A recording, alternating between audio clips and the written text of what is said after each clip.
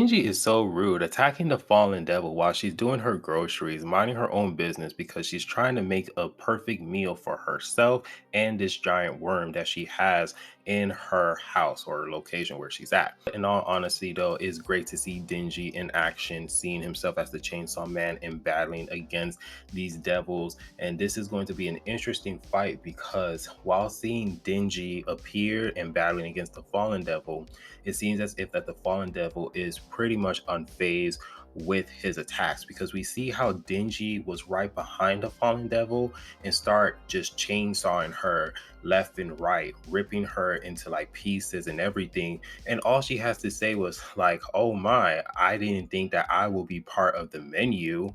And that last sentence that she said, that this is her first time that she's been on the menu, which illustrates it to her that she's saying that Dingy is the one who actually view her as a food item that he ordered, because we saw when we got introduced to the fallen devil, she said that okay, it's time to cook and let me cook the appetizers, which she literally handpicked her victims. And then she's actually looking to do her main course, the main dish.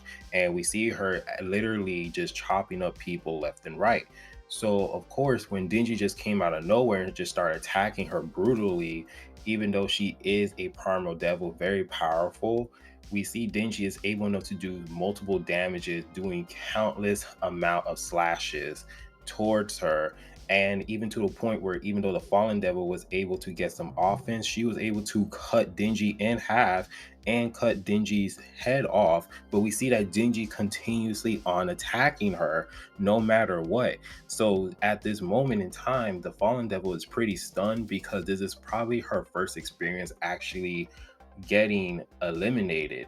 But not only just getting eliminated in the human world, because we see her actually getting attacked previously by the Devil's Hunters organization, but all of their attacks couldn't do anything. She even says that it was impossible to kill her and also taunt the Devil's Hunters organizations because the weapons that they're trying to use to eliminate her, they're using guns and it's not really working.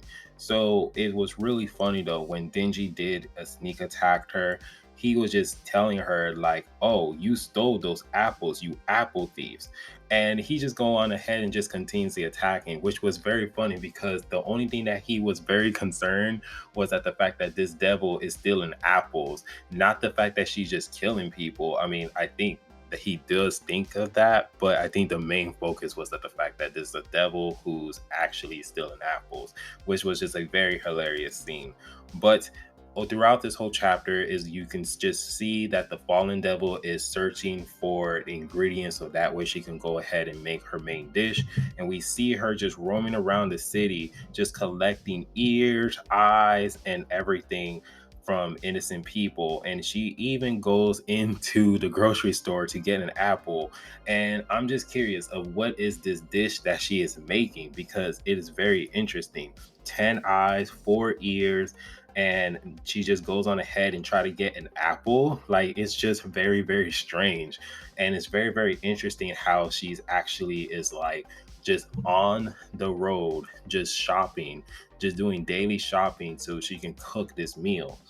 And it's just very, very funny. So then while she's walking, she's being attacked by the Devil's Hunters organization, and she was just like, you know what, who wants their head to be chopped off? And she just chose one of the victims, and one of the victims head is being chopped off. And before she even battled against the Chainsaw Man, she was just on her way to go ahead and go towards Aza and the War Devil, because that's the main ingredient for her main dish.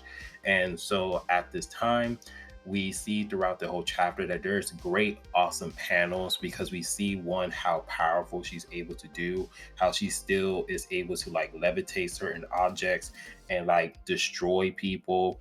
And honestly, you can honestly see how she's able enough to not only use her gravity magic, but also use her tentacle claws to slice people left and right. And it's very, very fast. And we can able to see how her tentacles is even close and powerful to destroy and slash the Chainsaw Man, because we see her slash them in half, even to the point where his head is being cut off, almost cut off, because there's still pieces of like flesh, or like you can say like attraction towards like Denji's headless head is still being like connected to his body.